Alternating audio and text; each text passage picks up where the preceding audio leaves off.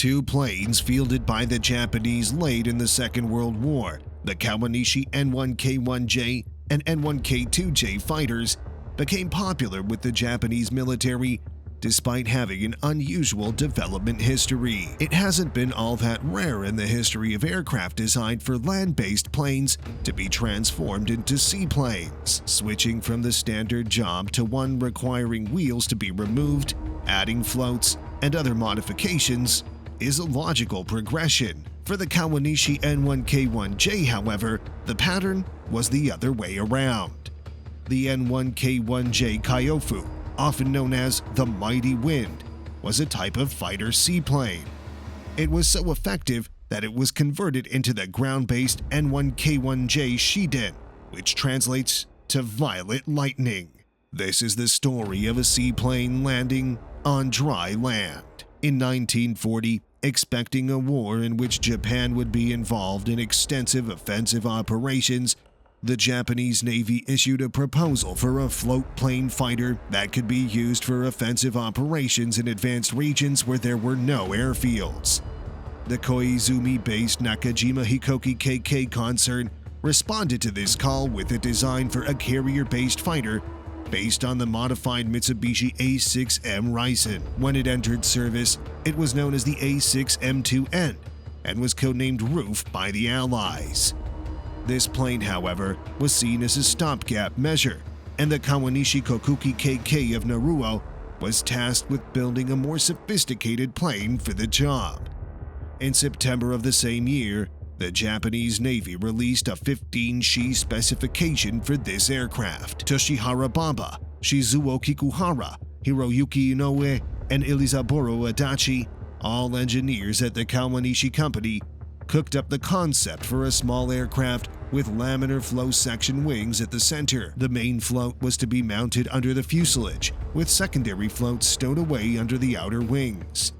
A V-strut in front and an I-strut in the back were planned for connecting the center float to the fuselage. In the original concept, the secondary floats were retractable and had metal planing bottoms and inflated rubberized fabric tops. Before the prototype's first flight, the original design for retractable floats was scrapped because they were too heavy and complex.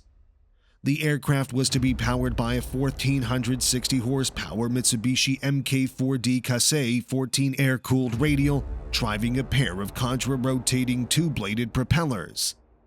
The contra-rotating propellers were installed to counteract the considerable propeller torque experienced during takeoff. The counter-rotating propellers were installed to counteract the considerable propeller torque experienced during takeoff due to the aircraft's strong engine being housed in a relatively small airframe. On May 6, 1942, the first N1K1 prototype ascended to the skies for the very first time. Initially intended to have two counter-rotating propellers, the prototype's design was scrapped in favor of a single 1,460 horsepower Mk4C Kasei 13 radial engine, powering a conventional three-bladed propeller via an extension shaft. The single propeller setup needed less mechanical work and was easier to install, but it also produced a much stronger thrust during takeoff, necessitating expert piloting. The prototype had two 20mm Type 99 Model 1 cannons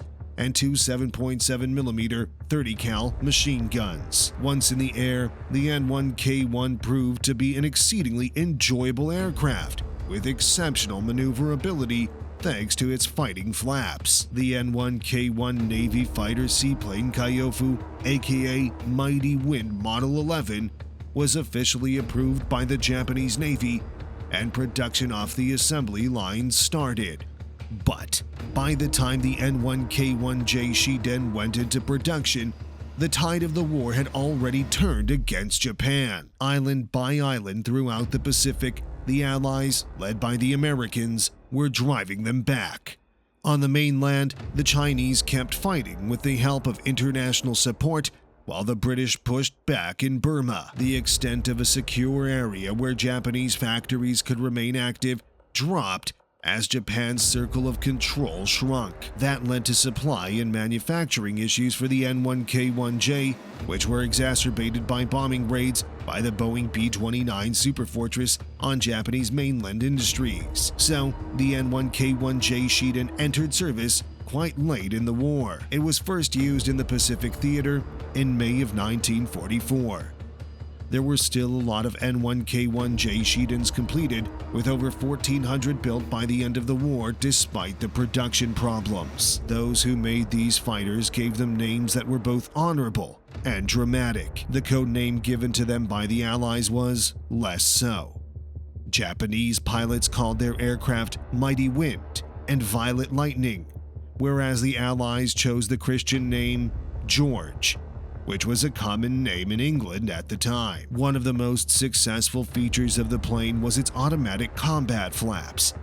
This one-of-a-kind design element provided pilots with a significant boost in the lift, allowing them to execute audacious combat maneuvers. This versatility allowed it to be one of the most effective fighters in the Pacific Theater, as it faced off against both fighters and bombers. The N1K1-J Shiden's best feature was also its worst.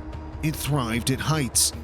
This was a problem for the Japanese Air Force, as they faced the most powerful bombers of the war. With the B-29's ability to fly over 32,000 feet, the United States chose at the end of 1943 to use only B-29s in its bombing missions against Japan. Any Japanese aircraft that couldn't operate properly at high altitudes would have a difficult time defending the country. Shiden prototypes have other issues. A major issue for pilots trapped in dogfights was the obstructive view given by the wing's mid-mounted position. The landing gear, the most important change from the seaplane version, was also inadequate. Changes needed to be made. The result was a new model, the N1K2 Shiden Kai. This version's prototype had its first flight at the end of December 1943, and mass manufacturing of the finished aircraft began shortly afterward. The N1K2-J was so effective that the Japanese armed forces quickly adopted it as their primary land-based fighter and fighter-bomber aircraft. It was formidable in battle, standing up to almost any threat the Allies could muster. Even though they were losing ground on land, Japanese fighter pilots held an advantage in the air. The N1K2's superiority didn't end with its exceptional airworthiness. Like many of history's finest weapons, its advantage stemmed from its simplicity of production. The construction of an N1K2-J would take about half as long as its forerunners. This was a must-have when Japanese were losing ground and under intense pressure. The N1K2-J carried a variety of weapons, including 4 20mm guns in its wings and 2 550-pound bombs attached to its undercarriage. This meant the aircraft could operate as a support element as well as an interceptor. It could use its cannons in the skies against other planes or to strafe enemy infantry and ships, which were also the targets for the bombs. It was important to have cannons rather than machine guns. There were a lot of machine gunners on both sides at the outbreak of the war. Experience, however, had taught the armed forces that bullets wouldn't be enough to bring down modern aircraft, and that explosive rounds fired from cannons would be necessary instead. The N1K2-J could reach speeds of up to 370 miles per hour and could gain altitude at a rate of 3,300 feet per minute. This placed it on par with Spitfires and Messerschmitts that did most of the combat in Europe. That also made it a better fighter than the Grumman F-4F Wildcat, which was used extensively by the United States in the Pacific. However, Grumman's primary late-war plane, the F-6F Hellcat, was marginally faster and had a higher ceiling. As planes go, the Shiden Kai held its own against its primary rivals, but American manufacturing was still better compared. But despite their aerial superiority, several N1K2-Js were intentionally crashed by their pilots. The Japanese Air Force changed its strategy toward the end of the war, and kamikaze strikes became a common sight. Named after the divine wind that had saved Japan from the Mongol hordes in the Middle Ages, kamikaze attacks were suicide missions undertaken by daring pilots willing to protect their country at all costs. They transformed their aircraft into huge flying bombs and flew them straight toward Allied shipping to sink them. Some planes used by the kamikaze pilots were old or inferior models which could be considered disposable.